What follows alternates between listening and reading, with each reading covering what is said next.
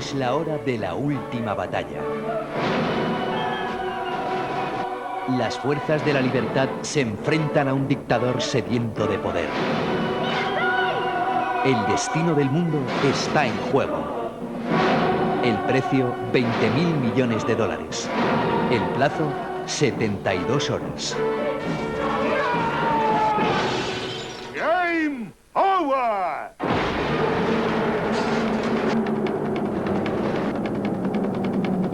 Vamos. Jean-Claude Van Damme. Le voy a dar una patada en el culo. No me lo creo. Raúl Juliá. Tendrás que hacerlo mucho mejor. Claro. Street Fighter, la última batalla. El juego electrónico convertido en película. Miércoles 1 a las 10 de la noche en Canal Plus. Bien, ¿quién quiere irse a casa? ¿Y quién quiere venir conmigo?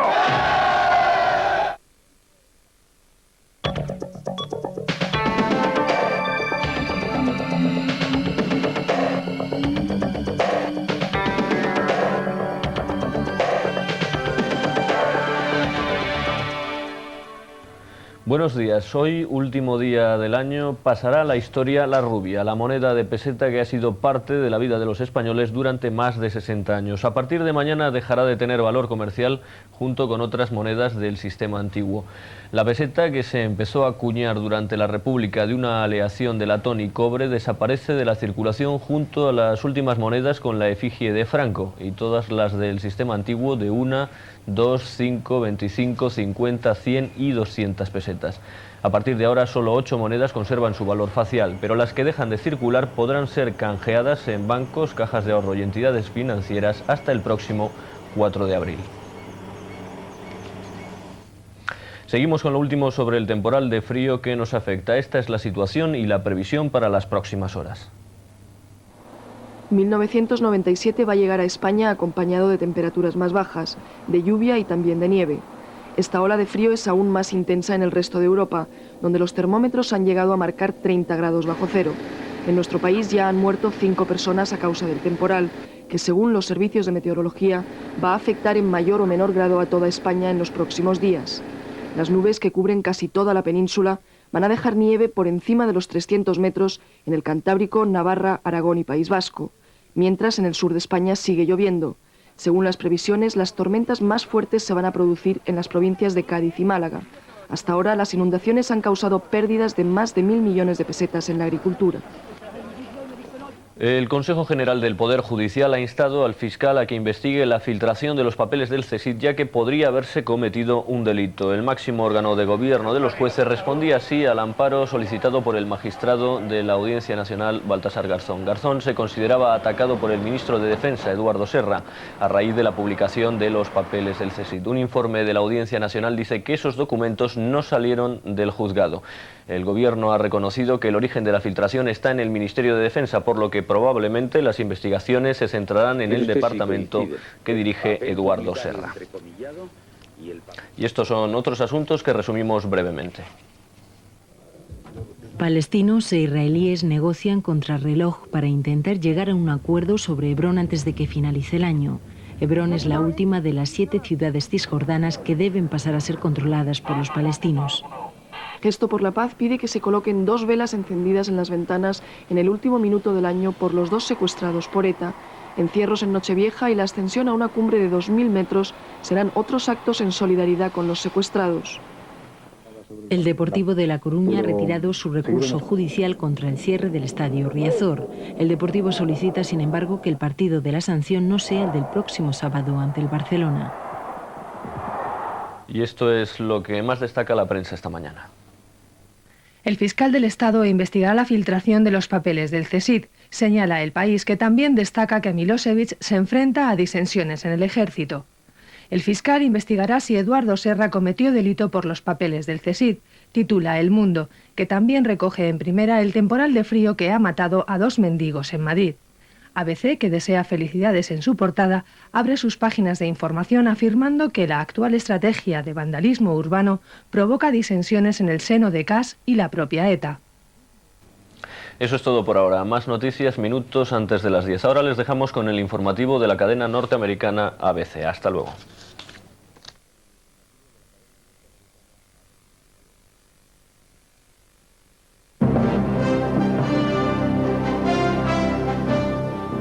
On World Youth Tonight this Monday, the White House denounces the medical use of marijuana as the wrong message, the wrong medicine. The weather emergency in the Northwest, now flooding and mudslides threaten more danger. And high school wrestlers, should the girls be allowed to go to the mat with the boys? From ABC, this is World News Tonight with Peter Jennings. Sitting in tonight, Diane Sawyer. Good evening. The Clinton administration kept it short and to the point. No medical use of marijuana in the United States. Last month, the states of California and Arizona became the first in the nation to legalize medical use. But the administration said today that federal law prevails, and doctors who prescribe marijuana could be in big trouble. Our first report is from ABC's Michelle Norris.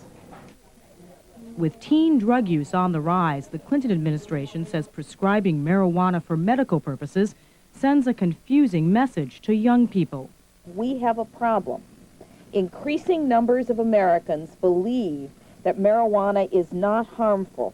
This is not a medical initiative. This is a legalization of drugs issue.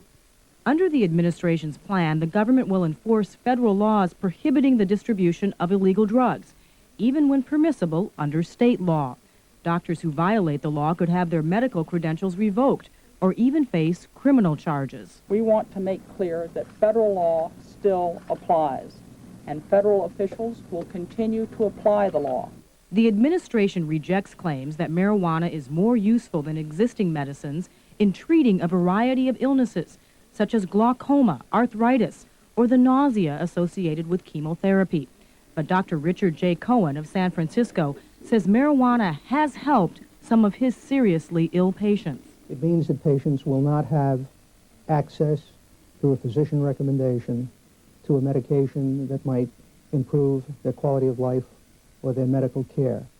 Doctors in California and Arizona have accused the federal government of overstepping its boundaries by thwarting the will of voters and attempting to dictate medical policy. But the Clinton administration says the effort to legalize marijuana will ultimately hurt many more lives than it might help. Michelle Norris, ABC News, Washington. In California, where Governor Pete Wilson opposed marijuana for medical use, his office said today it is pleased with the federal action, calling it a serious attempt to limit potential abuse.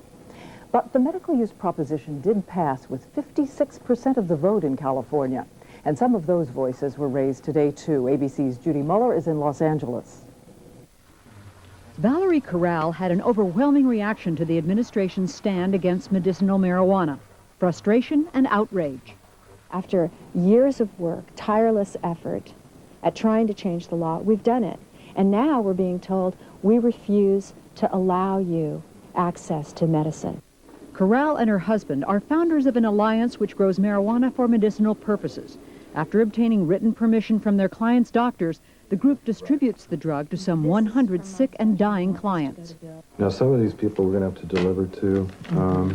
They're just too ill to come to the meetings, and they're too ill to even come by the house. Unlike the cannabis clubs in San Francisco, which charge for medicinal marijuana, the Corrals give it away. They keep extensive records on the effects of various varieties of the plant on patients with cancer, AIDS, and glaucoma. It's interesting how the different kinds are affecting the different symptoms. Their efforts have earned their organization nonprofit status from the state and a commendation from the city of Santa Cruz. That is why, say the Corrals, they find the federal position so puzzling. It's not about getting high or getting stoned. It's about trying to become normal and live a normal life. To cancer patients like Gary Johnson, normal means a life without pain and nausea. I'll eat later after smoking this. I haven't eaten much today. And I'll sleep better. With the government now vowing to punish physicians for prescribing marijuana, the Corrals worry that in the end, it may be the patients who are punished. Judy Muller, ABC News, Los Angeles. Back in Washington, some cracks in the wall of support for Speaker of the House Newt Gingrich, as more Republicans have read the committee report on ethics violations, including those he's admitted to. Some members are wavering, still unresolved what punishment to hand out, and whether the House will return him to the top post. Here's ABC's John Cochran. The House will choose its new Speaker next week. And for the first time, a Republican congressman has publicly turned against Gingrich. I feel that, frankly, we need to move forward with a strong, dynamic leader instead of a wounded speaker. With most members of Congress still enjoying the holidays far from Washington, the chairwoman of the Ethics Committee worked behind closed doors much of the day, trying to persuade others to return for a quick decision on Gingrich's punishment for ethics violations. Does it look like you'll have a hearing this Friday? I have no further comment right now. Many Democrats want to drag out the committee's decision and Gingrich's agony with lengthy public hearings. Today, the outgoing Republican Party chairman, Haley Barbour, sent a memo to other GOP leaders saying this is a raw partisan power play by the House Democrats to try to deny Newt the speakership and cripple the Republican majority. Last week, Gingrich told ABC News he was confident he would be re-elected Speaker. But I'm a candidate for Speaker, and I think as of right now, we have the votes. But Forbes, the defector, thinks there may be enough votes to block Gingrich's re-election as Speaker. I think it's a 50-50 chance right now. I honestly do, based on my conversations with some of my colleagues around the country. Democrats hope Forbes is right. And the fact that he has publicly come out against Gingrich could well start a snowball effect on the Republican side. Today, Republican leaders loyal to Gingrich tried to hold off further defections by running a telephone hotline service here in Washington to answer questions from members troubled by the ethics charges. Privately, Gingrich supporters expect more defections, but still predict he will probably survive as Speaker. John Cochran, ABC News, Washington. When we come back, we'll have the rest of the day's news. Another punishing blow for the Pacific Northwest. After the snow and ice, here comes the flooding. On Your Money, look what's happened now to a costly program that Congress killed. And the life-saving power of brotherly love. This is World News Tonight with Peter Jennings. If misery loves company, there's company aplenty in the Pacific Northwest again today. The good news is that it finally warmed up a little bit. The bad news is the precipitation hasn't stopped. It's just changed from snow to rain. In Seattle tonight, ABC's Jane Clayson. After 2 feet of snow and now heavy rain, the Northwest is melting and the problem is flooding. Complete devastation. The water was actually up above the curb here and a little bit inside the store, probably an inch inside the store. When the water rose in this low-lying area of Seattle, this family grabbed what they could and left with rescuers in the only way out.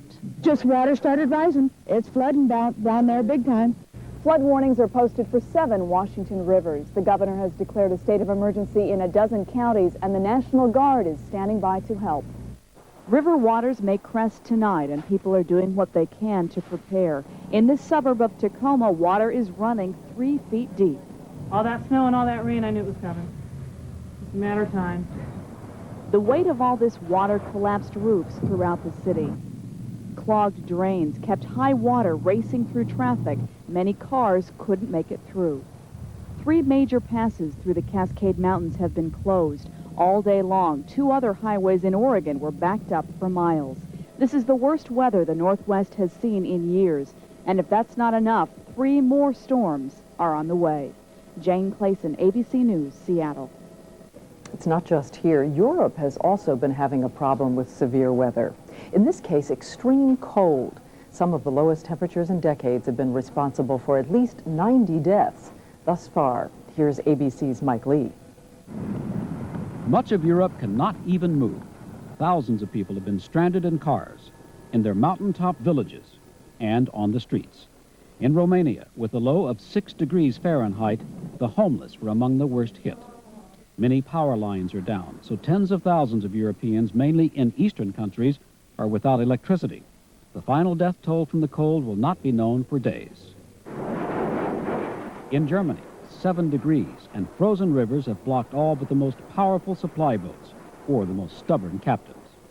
Along the coastlines, strong wind and ice have prevented fishing. In Venice, 6 degrees. The famous lagoon was churning, the boats covered in ice. Many Europeans tried to challenge nature with their machines. There were fender benders in every country, and there was tragedy. At this ski resort in Turkey, 6 teenagers were killed and several injured in an avalanche. In Bulgaria, a family froze to death in their car. In Italy, icy tracks may have caused this head-on train crash. 3 people killed, 16 injured. Many European airports were closed, adding to the number of people stranded. In Frankfurt, the de-icing machines were working round the clock. Some Lufthansa flights continued to take off and land as the Germans lived up to their reputation for flying where the faint-hearted dare not go. Most other Europeans are simply trying to keep warm. Mike Lee, ABC News, London.